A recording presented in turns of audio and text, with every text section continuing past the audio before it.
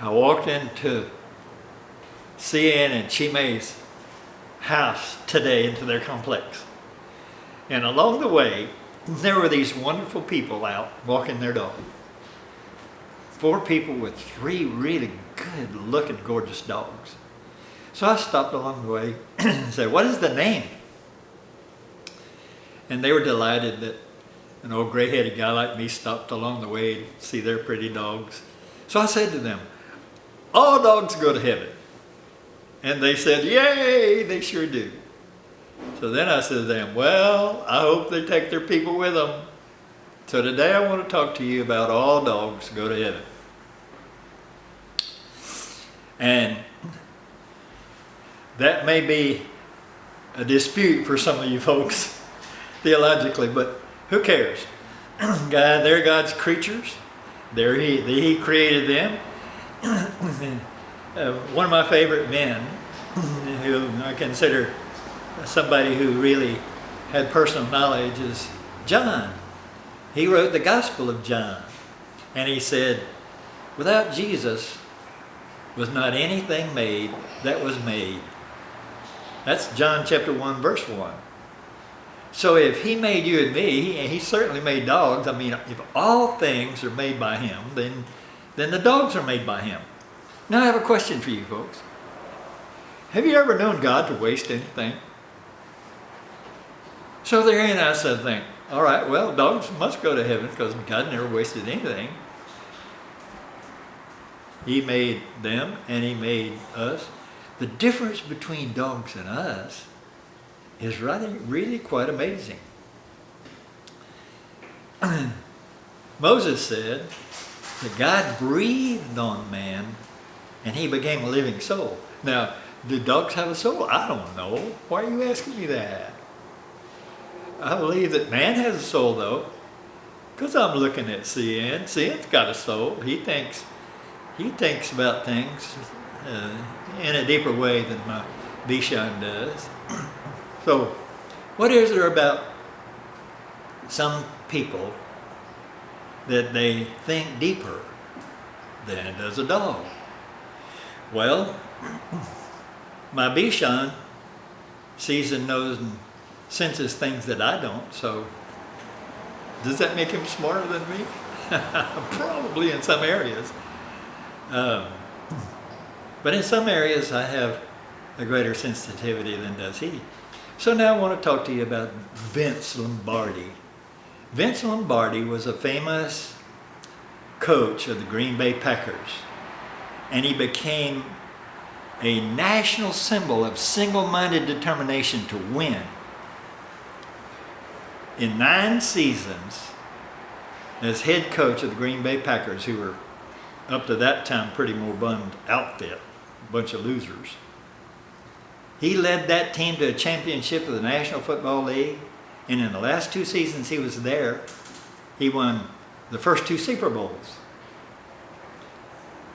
That success on the field did not come without sacrifice.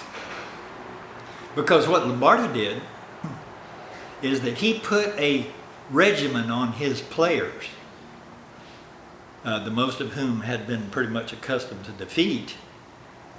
And some critics describe that as physical abuse and archaic and sometimes even fanatic. But those players who survived his regimen gained his respect, became deeply loyal to him, and they won.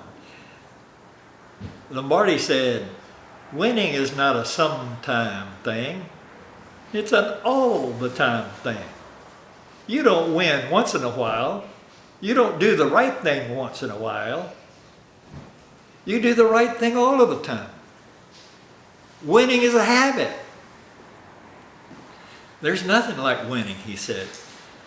And so the story goes that one day on the field, after they had lost the game, he said to his players, "There's nothing in the world as great as lying on the field after a game, bruised, bloody, worn out, and a winner.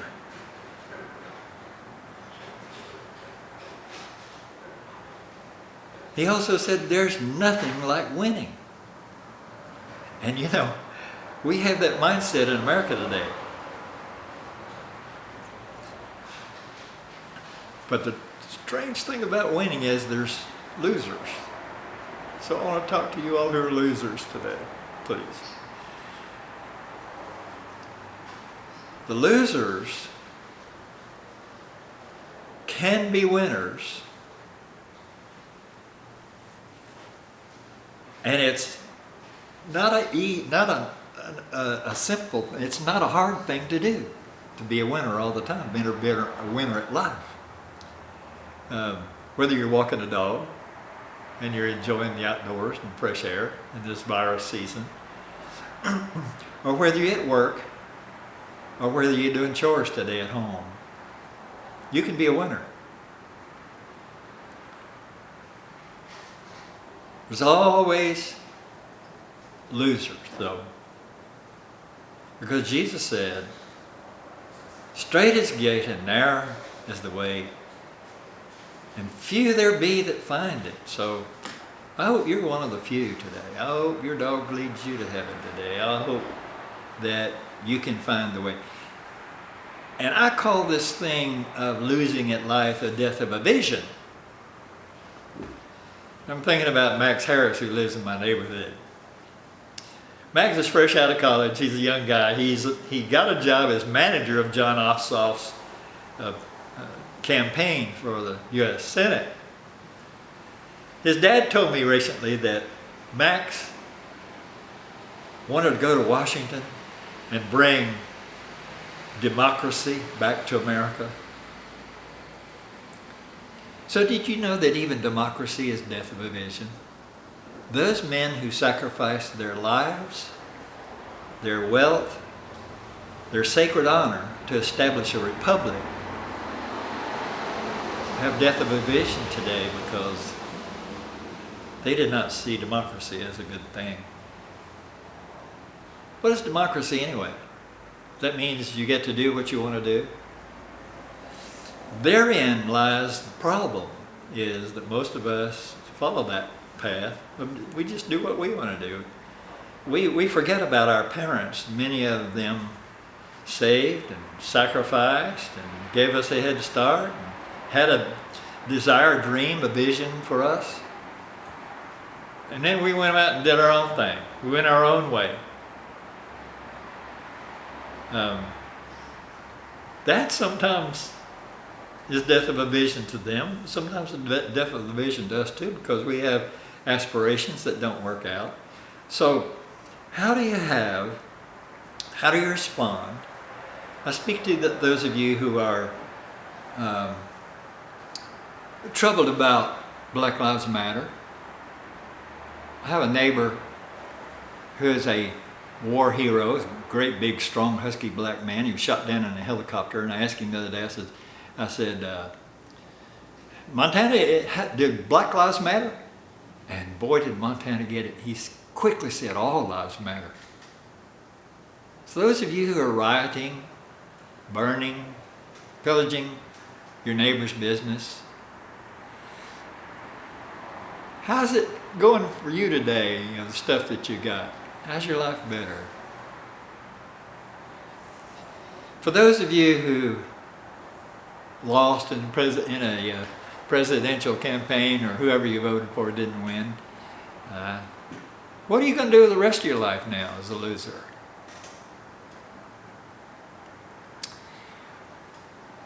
Those people who wrote the Pledge of Allegiance said, in the pursuit of happiness, that we might find liberty and justice for all. So now, how about you judges out there? How is it that your justice system doesn't seem to work out justice for all? Doesn't appear to be anyway. Those of you who have a vision and it didn't work out for you yet, you're experiencing death of a vision already, or for some aspiration or some goal. And I I don't want to talk to you about fouling up. I don't want to talk to you about messing up or whose fault it was, your fault, their fault, somebody else's fault, everybody else's fault. It's just a simple matter of doing the wrong thing. Lamarty says it's a matter, in football at least, it's a matter of doing the right thing all the time. Every time. It's a habit. Well, if you do something that's against your design, or the design, let's say for instance, the design of your automobile, if you put even 1 cup of water in your gas tank instead of gasoline, the results of that is you went against its design, and that engine's gonna quit on you one day when that water gets in that carburetor and stucks it up. So therein is all of us do things against our design. You were designed, I was designed. See, and you were designed. You were designed for happiness. You were designed to be clean. You were designed to be pure. You were designed for peace. You were designed by our Creator for far more than we've been able to achieve. And therein, I think the greatest death of a vision was His, God's, our Creator's. He died. His death was on Calvary's cross.